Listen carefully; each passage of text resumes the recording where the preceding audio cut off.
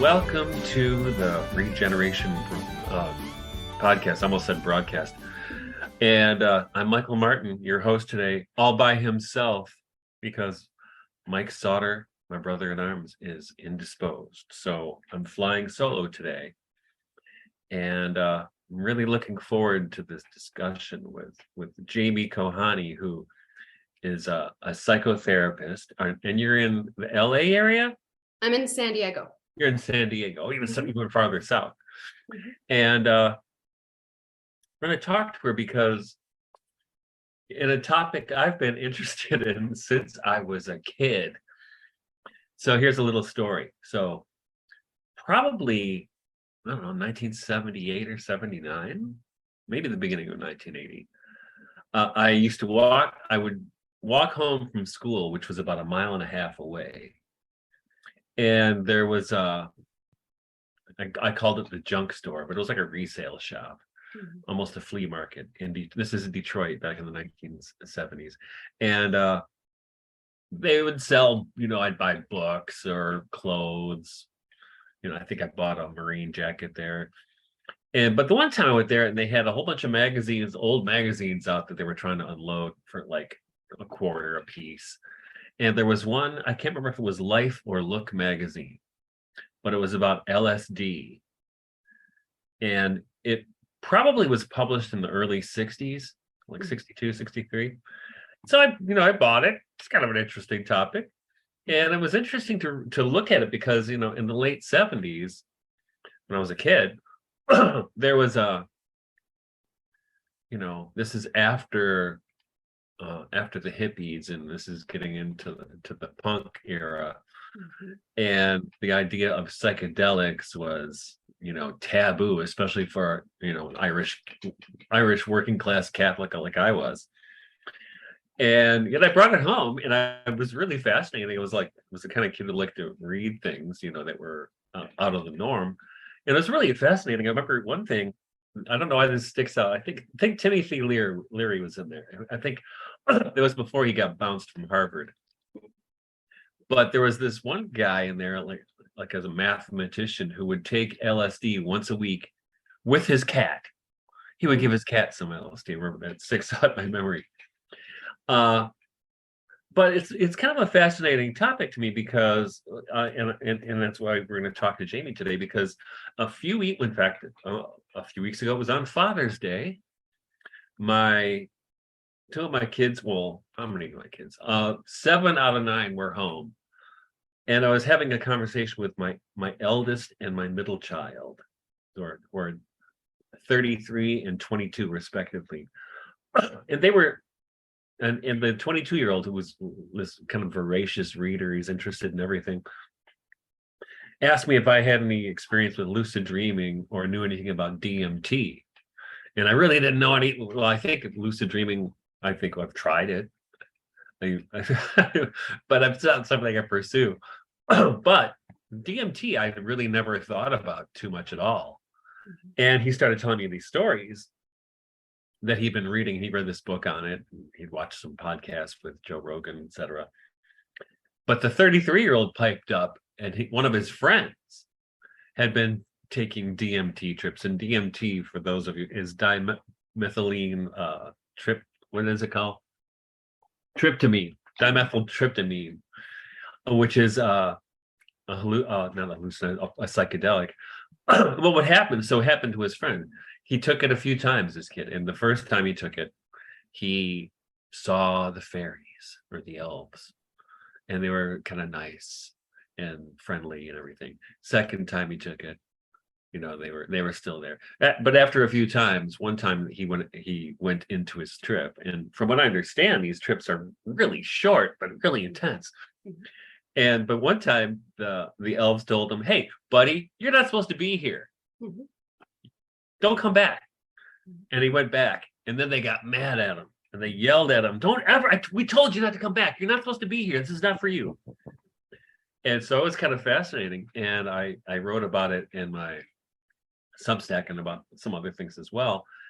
And Jamie wrote me an email talking and mentioning that she and her practiced as a psychotherapist, has also had experience with using not DMT, but psychedelics as ways to help people come to terms with their being.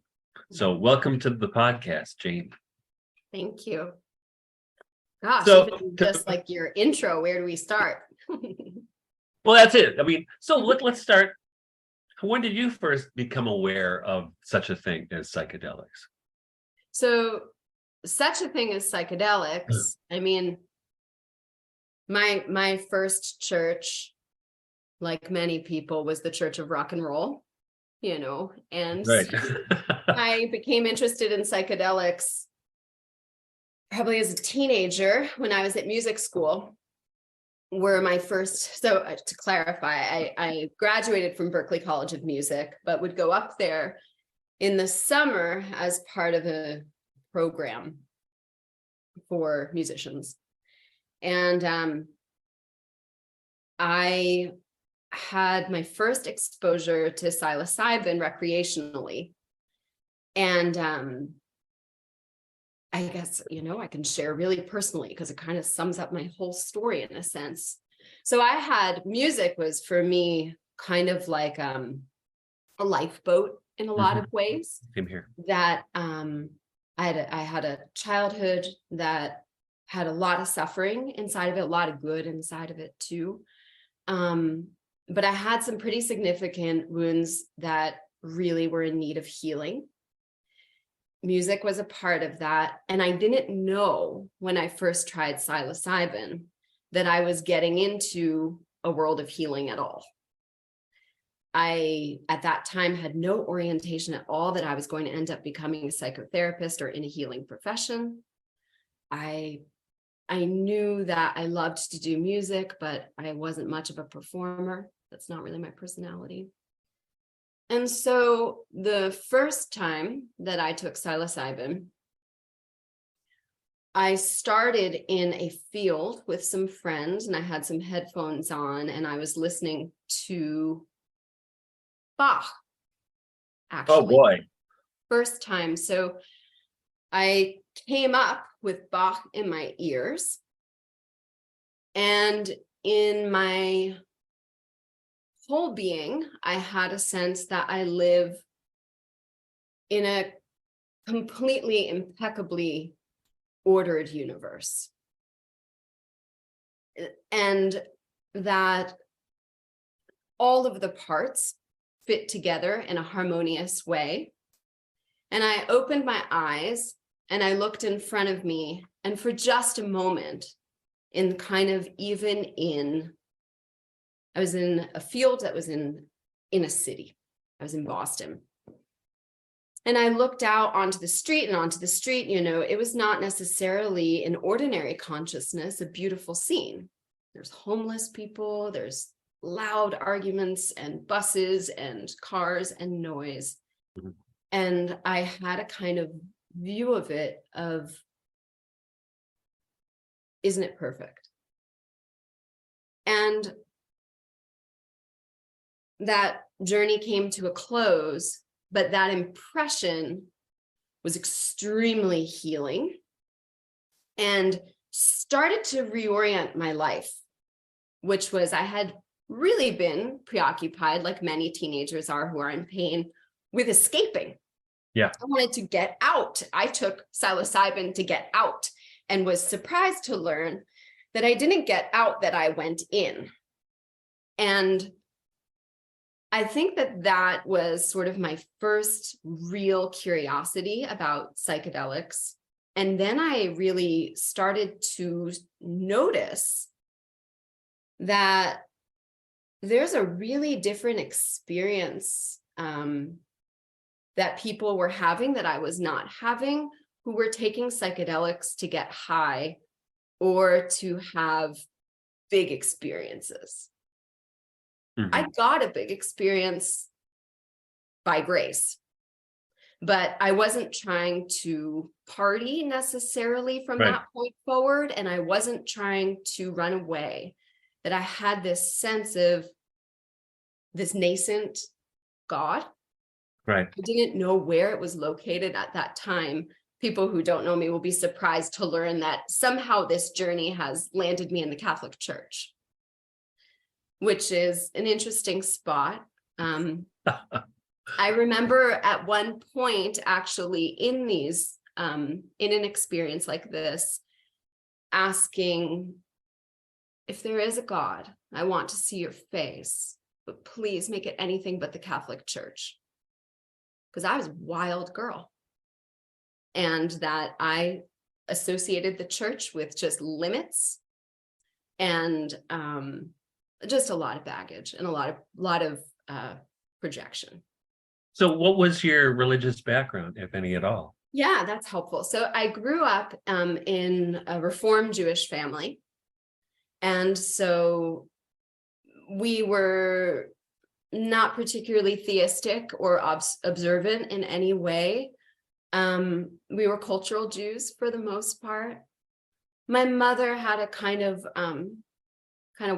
wild mystic streak in a way. She grew up Christian, but she had converted to marry my father to Judaism. And interestingly, she was the one that sort of held whatever ritual practice we had with Judaism sort of more even than my father, who was, I would say, bordering atheism. And so we had a kind of smorgasbord in our house of ritual activity, because my mother's side of the family there were some Catholics, there were some lapsed Catholics, there were some Lutherans, and then on my father's side of the family, there were Jews of different levels of observation, but mostly Reformed Jews. So I did have some early childhood experiences if I had a grandmother figure who took care of me, who was Catholic. And I think she attended daily mass, and she would bring me in there with her. And I have some sense memory of being there, actually. I remember what the space was like, and I remember what it felt like to be in there. But that was my real only formal contact with the church. And then most of my obsession with the church really later on was sort of as a militant feminist, as a teenager, very angry at what I thought the Catholic Church was. So it's been a big ride. And so how old were you when your initial psilocybin experience? I was probably about 16. 16, okay. Mm-hmm. Because and it's interesting that you wanted to see God, and that's when I remember. I mean, I was definitely, your biography sounds very much like mine. Mm-hmm. Where various levels of childhood trauma, Mm-hmm. but also the salvation for me was the guitar, right? That was my way out. I always tell people in the 70s, working class Catholic kids had three choices: the military, the factory, or rock and roll. Mm-hmm. I went for rock and roll because I couldn't imagine the other two. Mm-hmm.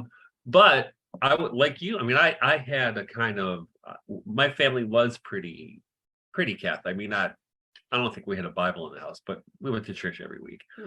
Mm-hmm. But there was also, what intrigued me in that when I read that Life magazine when I was 17 or however old, this idea of finding metaphysical truth that people reported from that. That's what interested me, right? And so when I was a little older and I heard about people, experimenting with psilocybin or LSD, it was intriguing to me because it's, I was all in for being enlightened. Right. And and of course, if you know your music history, about the Beatles, right, and their experiences with LSD, and you can tell with the Beatles, man, when you can tell the day they started taking acid, because they went from an English pop band to what they were later, right, which is very different. And it's interesting too, because I was, preparing for our discussion today, watching a few videos on YouTube with people with their DMT experiences, including Joe Rogan's interview with Rick Strassman, I think it is, who wrote a book about that. My son was raving about, and it's, in fact, one woman was actually in this video I saw was talking about kind of being a lapsed Catholic. She's actually a neuroscientist, and she found herself at the Last Supper, and so many of these people felt connected to everything, you know, whether it was through DMT or through acid or LSD.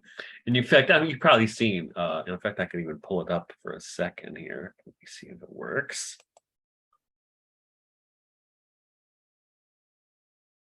Okay, can you see that? Looks like it's coming. Yeah, I can see it. No, this is a woman from 1950. This is before I was born. Who, this is when people in your profession, psychologists, would do a lot of experimenting with LSD and subjects. So here, let's hear what she has to say.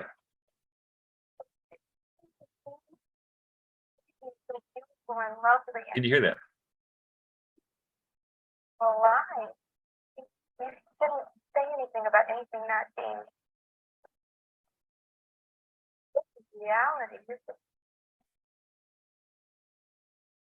So look right over there.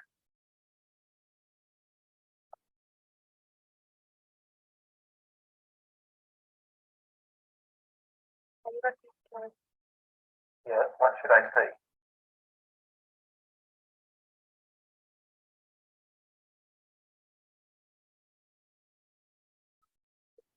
Okay, color.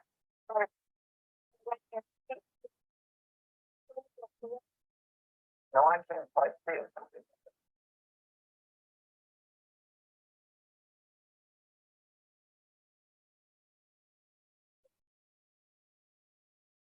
I just found it.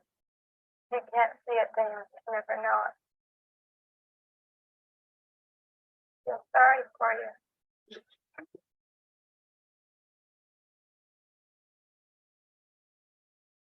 Okay, so the 1950s, and they were doing these experiments, and people were having, you know, I mean, probably not all blissful experiences, I'm sure. There were some bad trips involved, but at least it's interesting to me that scientists were interested at that in consciousness in those days. And you saw this happen with Timothy Leary later, where, of course, he was an academia at Harvard of all places. No wonder he thought it was stupid after taking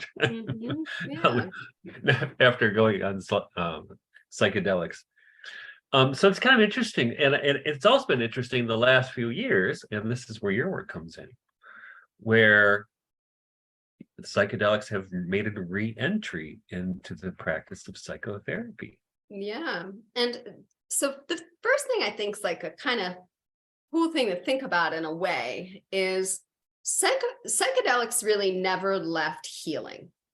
Just in our mainstream medical Western model, they were illegalized and they stopped being used, right? And really, in part, they've reemerged in a lot of ways because there's clearly a lot of research out there that is now showing the incredible potential.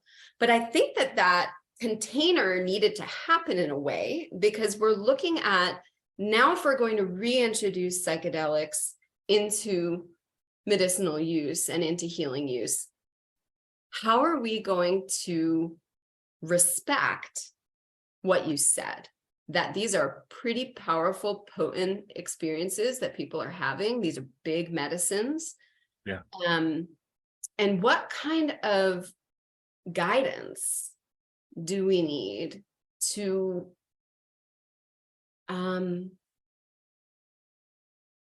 encounter the people who want to just get high or escape? Right. I want to say something about both of those things too. When we hear both of those terms, get high and transcend or escape, I can't help but see that longing as part of a longing for God. It just gets misguided. And I think that that's like what Carl Jung was talking about when he talked about the religious nature of the psyche in part, is that we have, right, we all have the universal experience of our hearts will be restless until we rest in God. Yeah. We have that. And so we long and we crave to kind of get high because I think we're longing for the ultimate.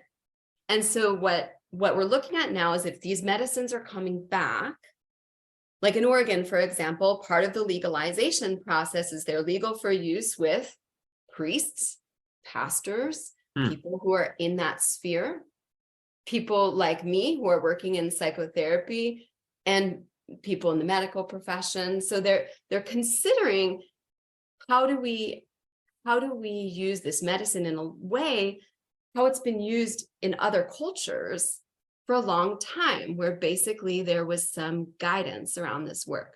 So that's my real kind of fear in a way also about some of the stories that I hear about just recreational DMT as an example. That any, like just a basic premise of psychedelic therapy is that your mindset, your intentionality, and the setting that you are in are the scaffolding of your entire experience. And so a bunch of kids in a basement doing DMT sounds pretty scary to me, to be honest. But that could be my judgment, but I think it's my best prudence at this point that it looks like, especially that some substances, many would say, are kind of like they're a big experience to integrate. So a big part of psychedelic assisted psychotherapy is this arc, which is you're doing preparation work with a person, they're having medicine experiences, and then they're having integration. And the most important part of the work is the integration, is after you've had, let's say, this visionary experience where you have seen something life-changing. How do you then integrate that into your life and use other non-drug extraordinary states like meditation, prayer, music making, art making, and the non-ordinary state that we induce every night when we dream? How do we integrate all of this into holiness or becoming whole? Right? And so I think that there's a lot of incredible potential, and I think there needs to be a lot of reverence for how this is going to look. Yeah, and I think that's important, because when I think about, say, a bunch of 15 or 16-year-olds doing DMT in the basement, people don't come back sometimes, right? So I certainly saw a lot of that when I was young, and we also know, I don't want to get too conspiratorial here, but we also know various government agencies saw what was happening with those substances and did their own research, which was not necessarily intended to help the subject. Absolutely. And right. That we are, I think when we open this door to the numinous, we could even say, in a sense, when we open our heart to prayer, we're opening a lot of things to potentially come in, right? Which is why in most traditions, there's some equivalent to making the sign of the cross before you pray, because you are opening that door and you're creating your mindset of how you go through. I can't think of a tradition that doesn't have something like this. And, but nobody would ever say, don't pray, because there's a risk. Right. So that's sort of my relationship with psychedelics, is that there's probably a place, probably a season, probably a purpose, probably an absolutely beneficial, perhaps completely transformational use of this experience. But a psychedelic experience, I think, alone is not going to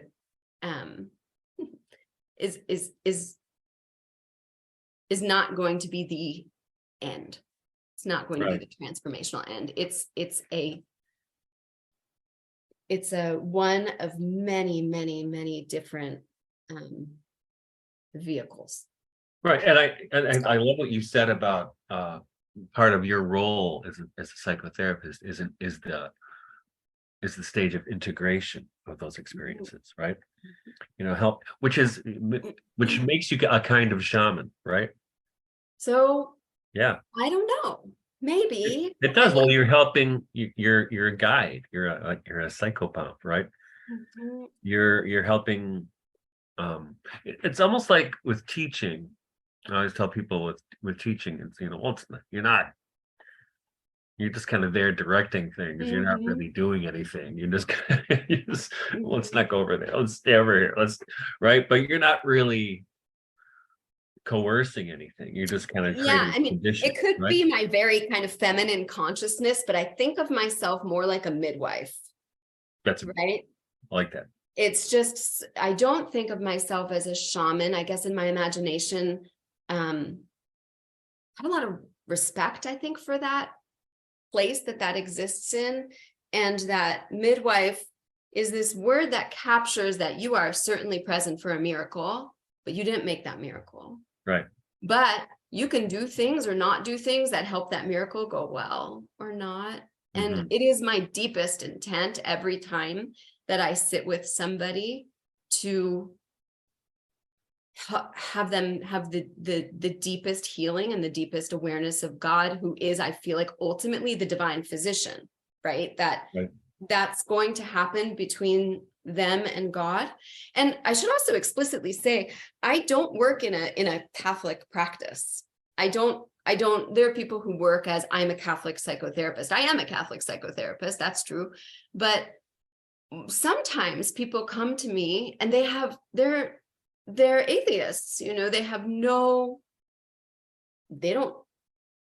they're not operating from there. And so we start at their highest virtue or their highest value. And so we say, for you, what is the thing of ultimate importance? And that we're gonna begin there. And that I think I'm so fortunate. I get to see the best of people because of that. I mean, I certainly get to see their woundedness, but I get to see people express the thing that means the most to me, the direction I want to grow towards.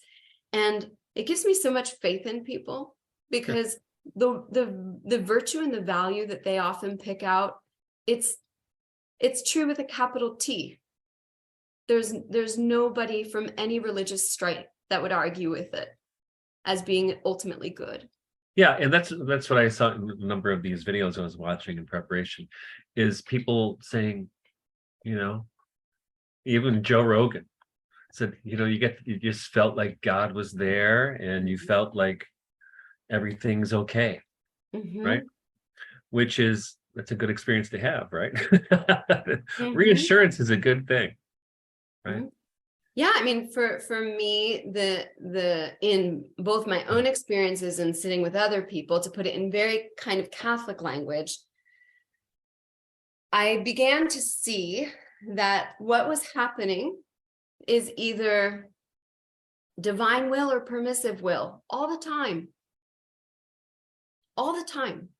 That this is either God's direct plan, or, okay, this is an indirect way you're going to come home. And that in this indirect way, to have the faith that there's going to be, if this person continues with goodwill and continues to truly seek what's true, good, and beautiful, that their path will be righted. And I know when I've expressed this to other people, that degree of faith is makes them very angry. Really? Yeah, that there's a really strong sense of, but that feels very relaxed, Jamie. That we need to be fighting, we need to be struggling, we need to be doing something. And interestingly, I think that a lot of the warfare, the spiritual warfare, that is an archetype of the religious journey for a reason, I think. It's mostly in here. It's mostly in here. Yeah. And that when people really are operating from a place of forgiveness, and goodwill, they act differently. Mhm. Their behaviors begin to kind of take care of themselves. And they really begin to heal. It's kind of amazing. Yeah. And I think you could call it a kind of initiation too, right? Mm-hmm. Because when we talked on the phone, was it last week? One of the things you mentioned is that sometimes psychedelics are a cure for atheism. Mm-hmm. Want to I talk mean, about that a little bit? yeah, I have I'm sure it exists because I'm open to all possibilities. But I've never met anybody who has a psychedelic experience that comes out a dogged scientific materialist. It'd be kind of Never tough, seen it. right? It'd be kind of tough. It'd be really hard. The other thing that was interesting to me as I was listening to other people's stories of psychedelics, and this feeling of oneness that they often come to. In fact, even the woman from the 50s we just watched, that's one of the first things she said. I just feel like I'm one with myself and with everything, Mhm. which I have to wonder if in the ancient mysteries that was part of the experience, because I don't know if you know this book, but The Golden Ass by Lucius Apuleius. Mm-hmm. My husband Um, mentioned it, but I'm not It's familiar. the best book ever. It's one of my favorite things ever. And it actually, you would love it because, it culminates in a vision of Sophia. Mm. And it's beautiful. And, you know, what's interesting in that is that's when he knows. I mean, that's the gnosis he comes to, is that he's able to rest in God, or the goddess in this case, right? Mhm. And you see, and this is what when you hear about people with their DMT experiences, and probably one of the more common things is that it's more real than real. Mm. And I've never done it, so I'm taking the word for it, but almost everyone has said it's more real than real when you're in these experiences. And what I think happens in the mysteries, and I don't know if they were using some kind of psychedelics or they had other ways to get to that place, but and this is where you have the experience of reality at last, right? And what I've been doing in sociology is kind of a way to do that organically, Mhm. in a way, is to how do we find out what's the real? And I think it also starts to challenge what we call organically when we think about that.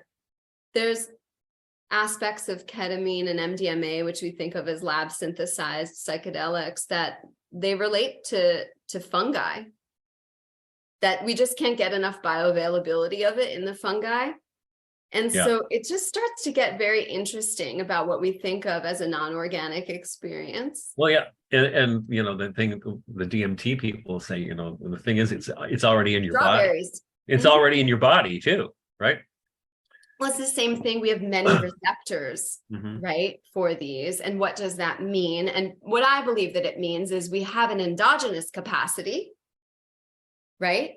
Right. That I'm fairly certain that some of the great saints were evoking these states through prayer and meditation and contemplation. Mhm. And I know that there's a kind of purist, it is pure. That's quite amazing. I think that there's kind of a purist bias towards this. And then there's also another idea that exogenous, where does endogenous and exogenous begin and end? That's an interesting psychedelic question. Right? For What's sure. inside and outside starts to kind of become interesting. So I think there's many, many non-drug ways to have a psychedelic state. I mean, even here, I know I live in California, so we're kind of, we have all the extra stuff in a way, but like people can go 15 minutes from my house and close themselves up into a completely enclosed and darkened float tank, right? And Yeah. they can have an experience that is a non-drug experience. And I'm sure that I have had glimmers of connection through the rosary. Mhm. I really believe that. Yeah. my dreams are a really important part of my life. I mean, that's how my background as a psychotherapist. I went to Pacifica Graduate Institute. Oh, really? I didn't know. Yeah. So that's a fairly Jungian world. And then I just completed a certificate with the C.G. Jung Center here in Los Angeles. And, Jung has been, go into your dream. Yeah. Go into your dream and you will find what is true. And Jung came out, you could see interviews of somebody said to him, Carl Jung, do you believe in God? And he said, I don't have to believe, I know. Yeah. I know. Yeah. And if these experiences lead people to an I know that there is a God, I can't help but believe that that is the beginning of them being on their way. And I don't know if every drug experience guarantees that. Mm-hmm. No, it's interesting. I didn't know you went to Pacifica. Yeah. We actually Mike and I interviewed not too long ago, Daniel Polikoff, if you know him. I think you mentioned him to me. Okay, yeah, because he went there as well, or he taught there.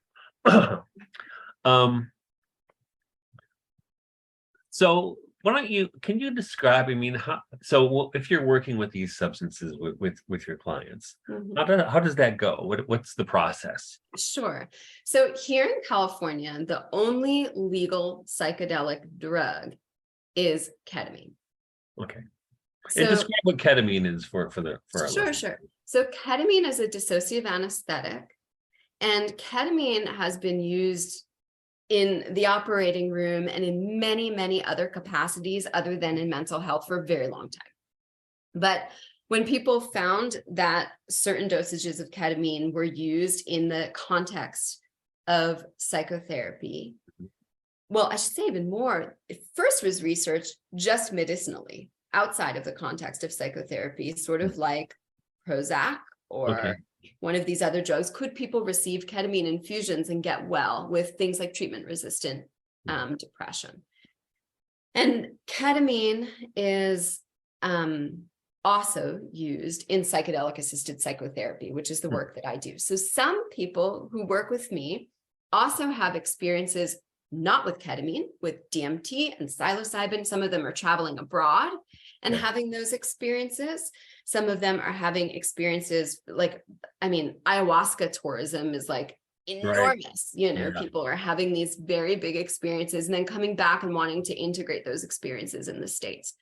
So I see the only people with whom I sit with medicine is with ketamine.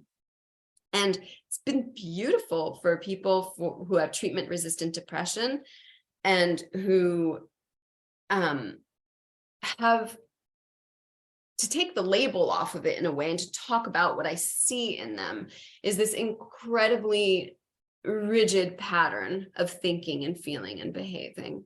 And what it appears that the ketamine seems to do is create this inner fluidity and flexibility.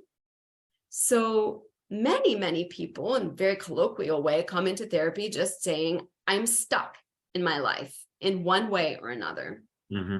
And I'm hurting because we are always hurting when transformation isn't happening. Right. And so that's where most of the research with ketamine really began, was in treatment-resistant depression and then disorders of rigidity, like obsessive compulsive disorders or things that take on those types of manifestations. So I sit with people with medicine with ketamine. So we do their preparation, their medicine, and their integration sessions. And I work with a prescriber because I'm a psychotherapist. I don't prescribe. So I work with a prescriber. And then I also have somebody who is a mentor to me and supervises me, not with the kind of policing that kind of word gives, but that's the technical term for it here in California. But she's somebody who has been in this world. She was part of the original MAPS researcher, and then she went on to do specific training in ketamine work. So I that's a really, really important piece of doing this work, Right. is collaborating. And then I also have other mentors who I work with. I have people who are in my psychedelic community who are 85 years old and who were around the first time this was, Yeah. legal. I've had people who are mentors who went through, like you said, watching lots of people who do psychedelics who never came back. Right. Mhm. So that feels really important to me too, because I am newer to this work, to be in contact with people who've been doing this for a long time. The piece that I feel like I'm not as new per se with, that has been a thread line of the past 12 years, though somebody could say you're new at dream work forever. I've been working with people with their dreams and their art since day one as a therapist. And then there's a lot of overlap. With So how long does a ketamine trip last? About, depending on how you receive the medicine, whether you take it orally or whether you receive it in your bloodstream, it's through injection or through intravenous, I should say more specifically. It can be between 60 minutes and at maximum, I've seen 2 hours. Okay. And so you'll be with the client as they go through that? Yeah. Okay. It's not like you give it to them, take two of these and call me in the morning kind of thing, right? Well, it depends. So with oral ketamine, for example, oral ketamine is approved in California for home use. Okay. So, I mean, we are able to, in preparation sessions with really, in my, how I work, I should say, I shouldn't speak for every psychedelic assisted psychotherapist, but if somebody is a very kind of well-supported person in their life, they have a lot of resources around them for safety and for support, they can have somebody who's a trusted sitter be at home with them while they have their medicine experience, and then usually go to sleep through the night, and then I will see them in the morning. Interesting. Okay. Yeah. But really, especially for people who are having these experiences for the first time, I would love to be their trusted person from day one, but sometimes I'm not. And sometimes it's better that their mom sit for them or their grandma sit for them, that they are their safer person than I am at this point. Because feeling safe is an important component of that, right? Very important. Very important. Now, I don't know if you can answer this, but what would be your preferred substance to use if everything was legal? If I mean, maybe there's not, maybe it's this for this situation, this for another situation. I think your second point is something to consider. I think there are certain medicines that I'm open to the idea that they could be more beneficial for some things than others. I think the universality that I see of all, if we become substance neutral and we look at the trip or the journey itself, that I'm more looking for what is the state of sort of the heart that the person is able to arrive in. How do they arrive regardless of substance because I believe that this is really key to being able to kind of integrate an experience of God, is whether or not a person is calm, connected, clear, curious. These are all Richard Schwartz's words in a lot of ways. These are not my ideas, but and I think that could be different substances for different people. But I think MDMA has like extraordinary potential, and I think in part that's why it's had so much interest. And what MDMA is a substance that they call an empathogenic And in a pathogenic, really the gift in an MDMA experience is deeply heightened states of mercy. Mercy for oneself, for this world, and for the other. And so also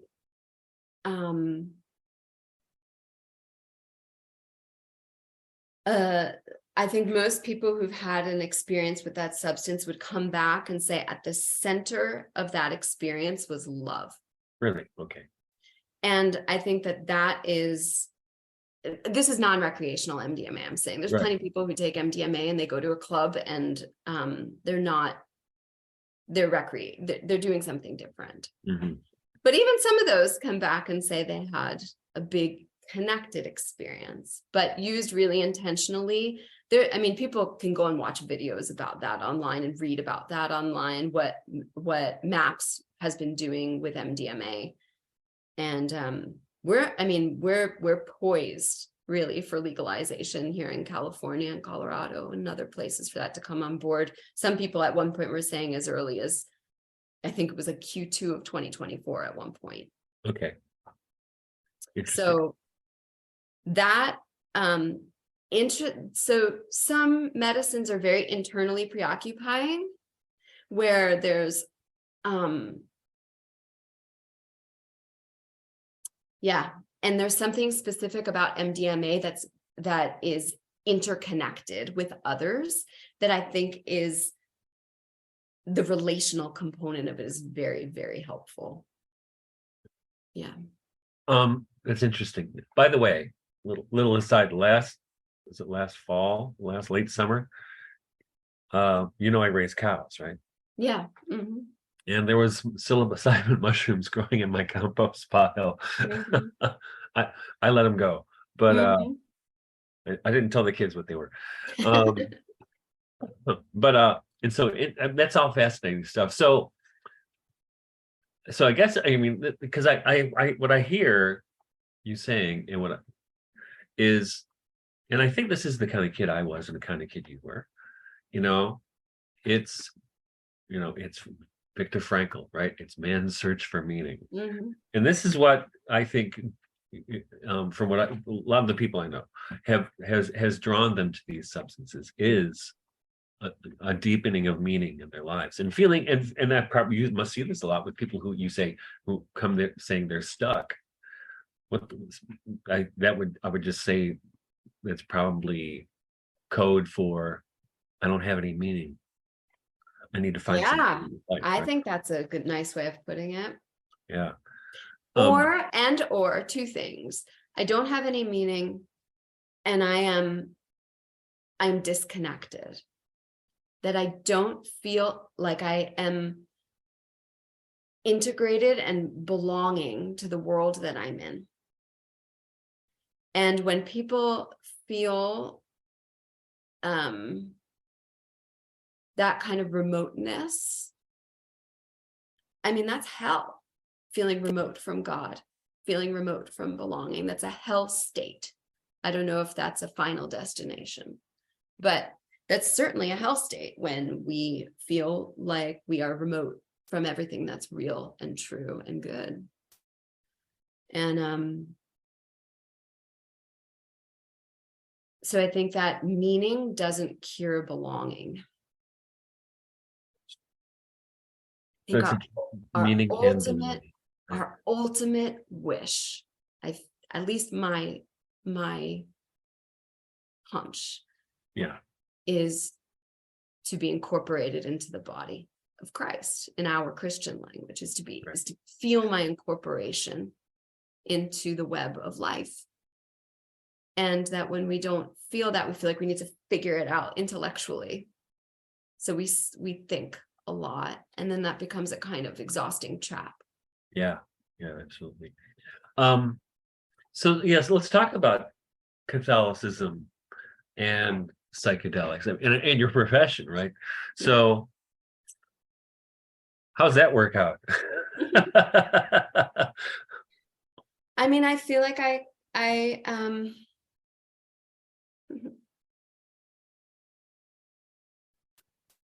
I don't know. That's my honest, faithful answer. Is Now, that have you talked to any people in church about these Sure. kinds of things, or do you know any other Catholic psychotherapists who maybe have Catholic psychotherapists on their shingle? No, I don't. I don't know of any Catholic psychotherapist yet. Because I think that most people's experience with drugs is the shadow of drugs, is addiction and compulsivity and all kinds of really truly dangerous things that can come. Right. But I think that there is also a medicinal aspect of drug. I'll give you a great example. We receive in the ER opiates, and we don't all leave the ER opiate addicts because we're in a setting of healing. We use it in its context. However, if we receive opiates in a little brown bag coming home from the hospital, and we go into the setting of, I hate my job, my wife is leaving me, my child won't speak to me, that medicine takes on a different shape, right? So the medicine, the drugs in and of themselves elicit fear because there's a real shadow. It's true. And I think we need to more look at the human person rather than the substance in the responsibility that in part, the human being that was the prescriber, the system that we're in, the human being that's the individual taking it, that we all matter in the equation of whether or not there's a terrible outcome from this encounter with a medicine. So, with Catholics that I've spoken to, there's many who it's right there in the catechism that it says that the use of drugs, it inflicts, I think the wording is, it inflicts grave damage, except on strictly therapeutic grounds. And I am not in favor of recreational drug use. Like, that is so not my thing. Like, this is really in terms of therapeutic grounds. I also am desperate for these medicines to come out of clandestine use and because secrecy is where demonic things happen. And so when this comes out into the light, that there is a lot more opportunity to look at how, first of all, to not be directly cooperating in tons of evil that can happen with the production of these medicines. Right. Or the distribution of them. So that's all a big quandary right now. And so that's the benefit that I see from legalization, is that dimension of real darkness has an opportunity to come into the light and be healed. So that's how it works. Things have to come into surface to be seen and healed. That secrecy is really awful. And that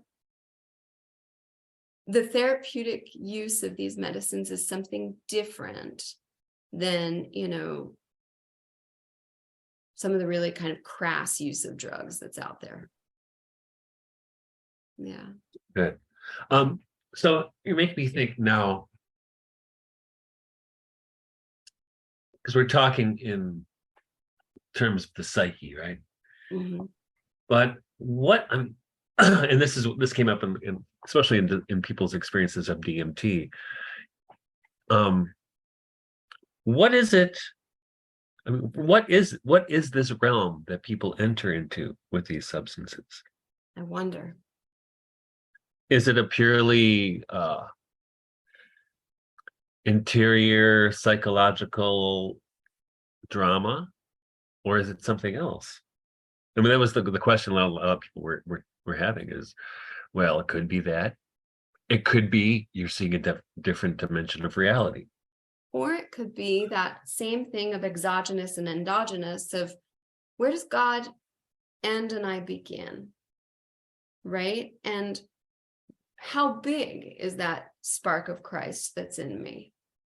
Right. And that doesn't mean that I believe that I'm God or something like that at all. I certainly don't. But where does my access begin?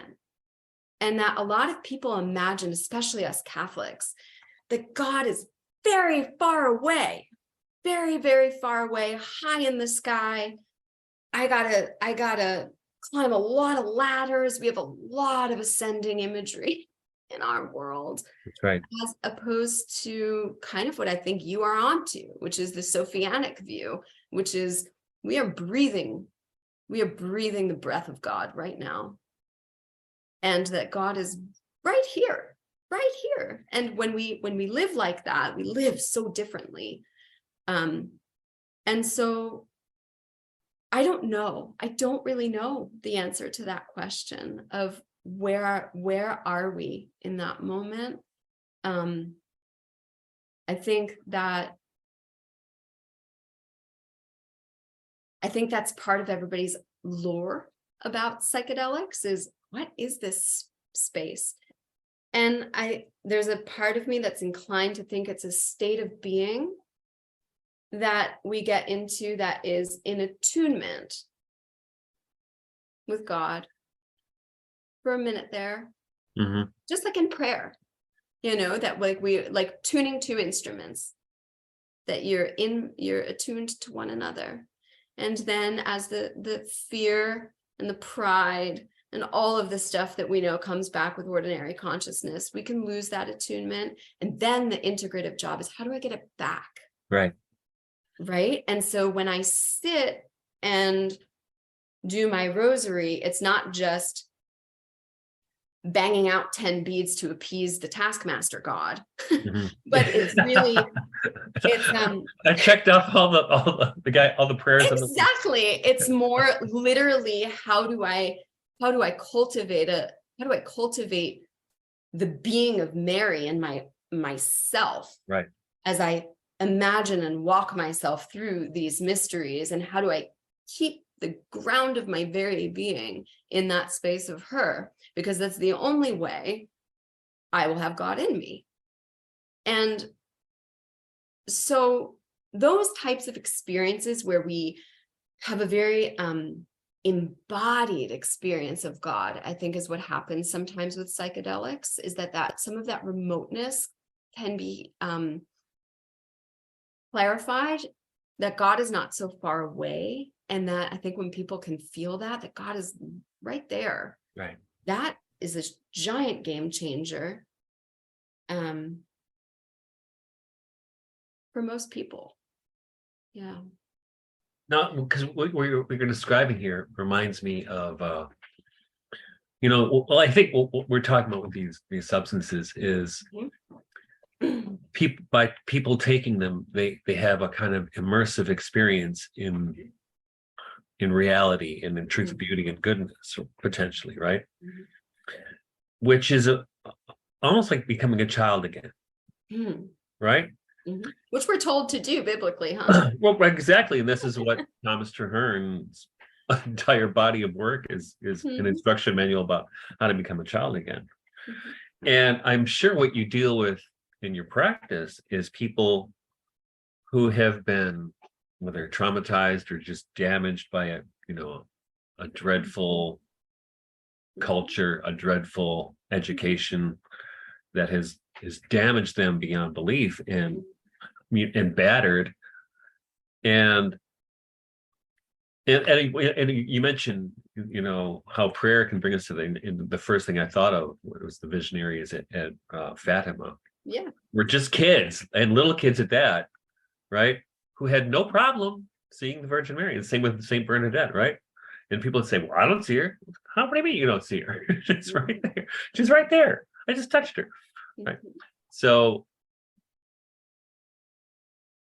what? I mean, why aren't we there? What is it that takes us out of that garden?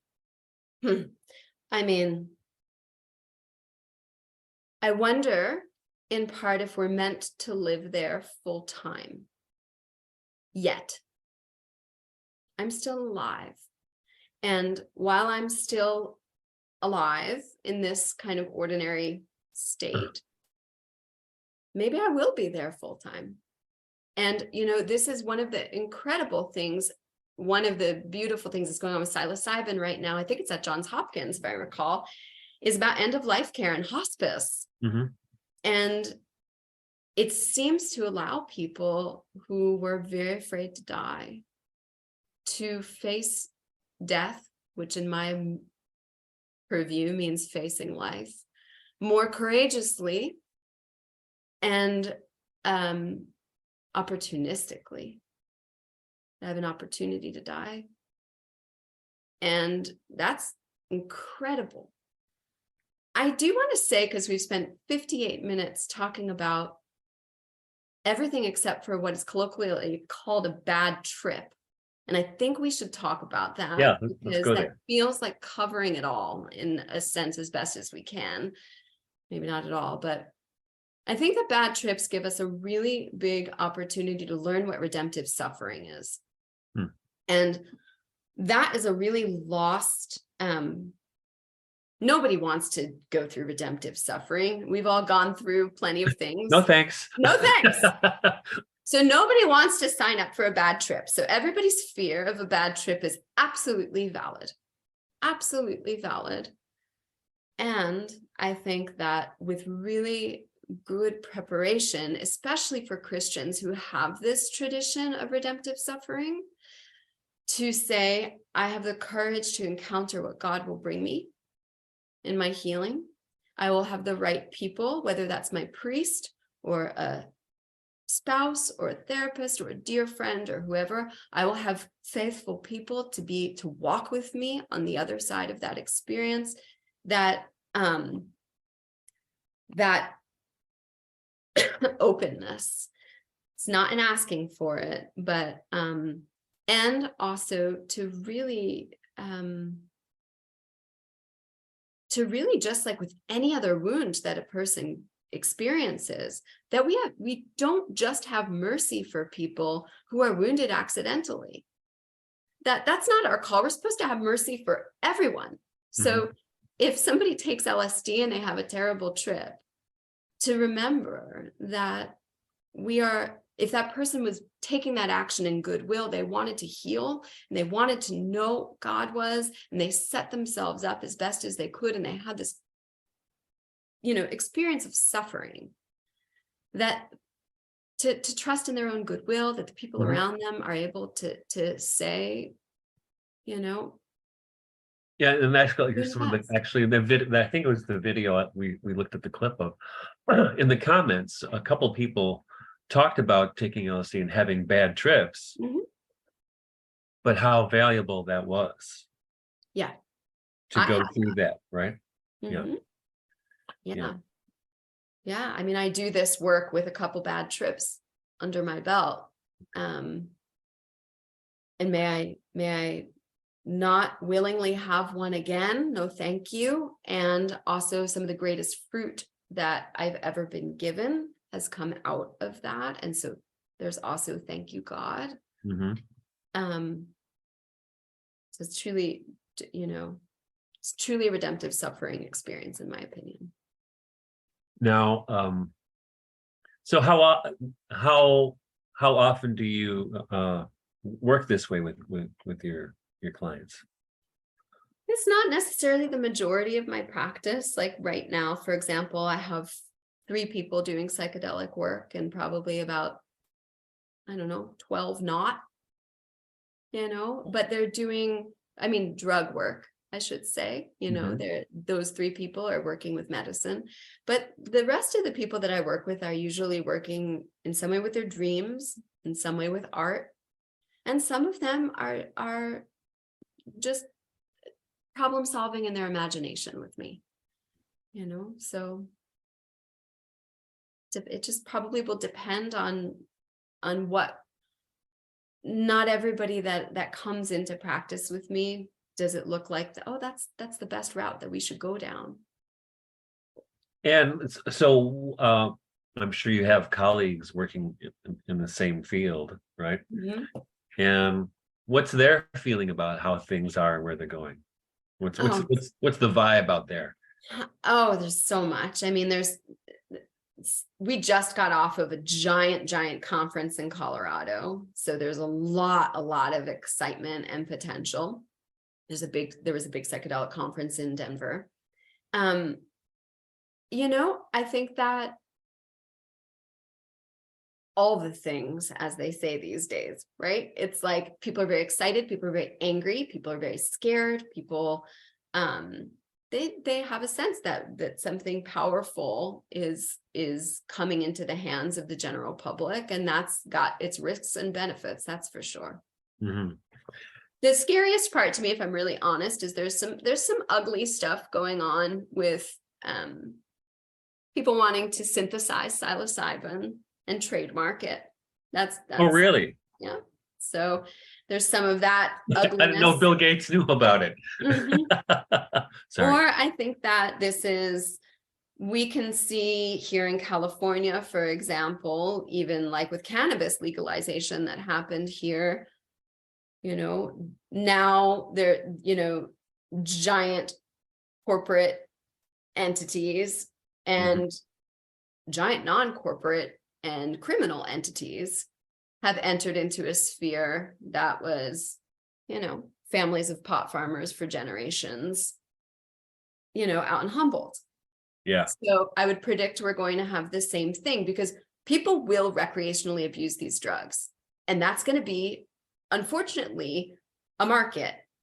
And there are going to be people who are going to capitalize on that. And it is going to hurt people. That's for real.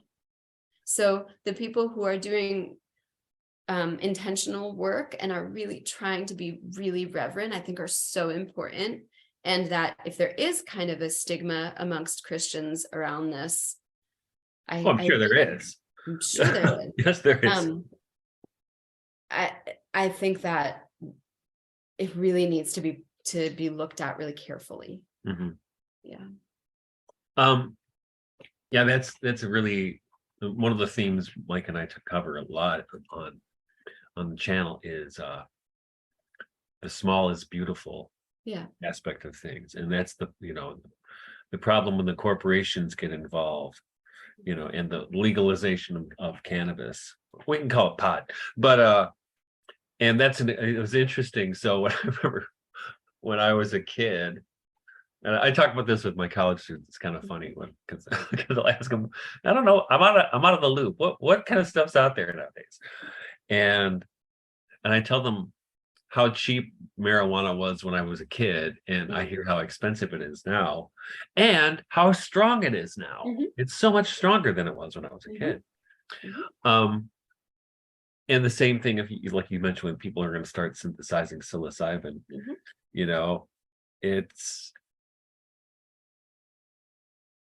like Starbucks. You know what I mean? And like that's why I really hesitate around the word, for example, of shaman or shamaness. That's something people have been doing for thousands of years. Mm-hmm. I'm not going to come in and play shaman. Right. That's also not I don't know that is necessary in the kind of way that we imagine that as Western people. I think we've all had a midwifery kind of experience where somebody's carried us through something. Mm-hmm. But there's even that kind of experience, I think, is being trademarked. I think people in my field, some of them understand themselves in that way. And I think there's a risk and a benefit to that. Right. And I think with the marijuana thing, my suspicion, the reason it's becoming legal everywhere is because it's so strong, it'll keep people docile. Right. Mm. Right. There's one aspect of it. If they're just watching Netflix and smoking dope, we can do whatever we want to do. Mm-hmm. And I would think with psychedelics, it would take that up a few notches, right? I mean, the thing that is hard about psychedelics is that psychedelics will bite you back, right? So, I think marijuana eventually bites people back too. I mean, I've really seen that you know, it is a medicine to be respected. Like, if I could just underline that, you know, these plants and substances, they are I believe, intended to be used with consciousness. So they will bite you back, but psychedelics bite you back fast. And I think that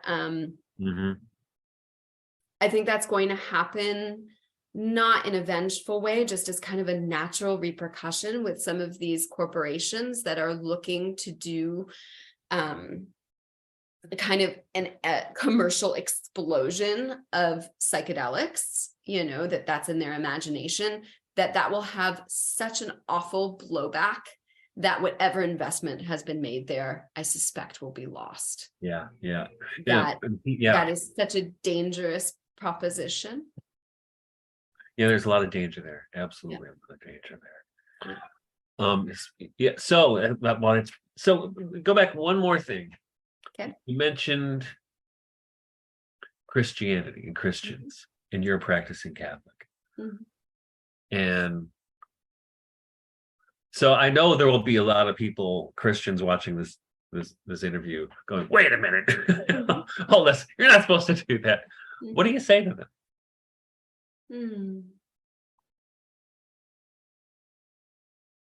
I guess in part, I start with it's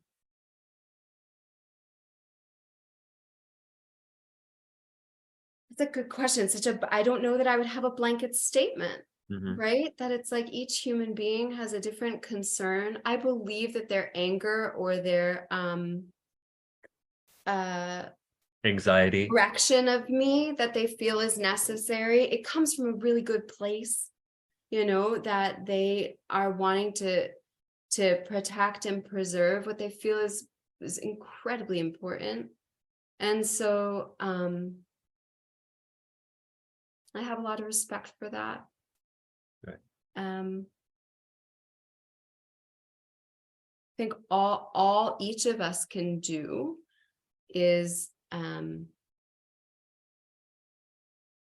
be as earnest and sincere and prayerful as we can with what we're putting out into this world. And I ask for their charity in seeing me that way. That's beautiful. That's all. That's good. It's a good place for us to start to wrap up. So if people are interested in your work, where can they look? Oh, they can go to my website. It's not much. It's jamiekohanyi.com. You can and we'll link that into the video. Sure. On YouTube. And any parting words? No, this was great. This has been great for me too. Yeah. It's so nice to actually talk to you and see your face in real time. You know what I mean? We've talked on the phone a few times. Yes. But this is better. Maybe next time we'll be in real close proximity. Yeah. Physical proximity. Wouldn't that be nice? That'd be so good. Well, thank you so much, Jamie. And thank you everyone for listening to the Regeneration Podcast. We'll see you next time. God bless. God bless you. Bye-bye.